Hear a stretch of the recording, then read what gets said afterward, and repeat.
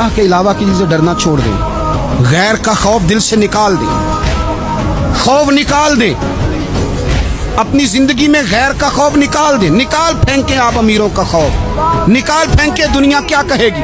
یاد رکھنا عزتیں بھی رب دیتا ہے, ذلتیں بھی اس کی مشیت کا تقاضا ہوتی ہیں, رزق کا مالک بھی اللہ ہے. حضرت مولا علی سے کسی نے کہا کہ آپ اپنے ساتھ حارس کیوں نہیں رکھتے, گن مین کیوں نہیں رکھتے, باڈی گارڈ کیوں نہیں رکھتے؟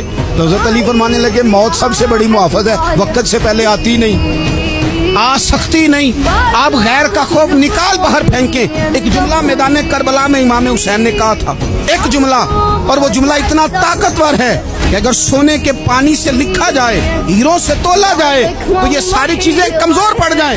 امام علی مقام میدان کربلا میں جب گھوڑے پہ سوار ہوئے, اللہ اکبر کہہ کے میدان میں آئے, اور آپ نے یزیدیوں سے کہا کہ تم ظالم ہو, جابر ہو, فاسق ہو, اطاعت تمہاری نہیں قبول کی جائے گی, اب بتاؤ لڑنا ہے کہ کیا کرنا ہے. جب وہ لڑنے کے لیے میدان میں آئے تو امام نے ایک جملہ کہا, فرمانے لگے لوگوں گواہ رہنا, آج میں نے عزتیں خرید لی ہیں اور ذلتیں دور کر دی ہیں.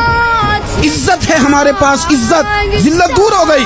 اگر اس کے ظلم سے چھپ کے بیٹھ جاتے, اگر ان تلواروں کے سامنے کمزور پڑ جاتے, اگر اس بڑے لشکر کو پیٹھ دکھا دیتے, تو یہ عزت والا معاملہ لوگوں ہم نے عزتوں کا سودا کیا, ہم نے ذلتیں بھگا دی, ہم نے وہی سودا کیا جو ہمارے اجداد کا طریقہ تھا, جو ہمارے اسلاف کا طریقہ تھا, جو طریقہ ہم نے علی المرتضیٰ سے سیکھا تھا اور نبی مصطفیٰ سے سیکھا تھا.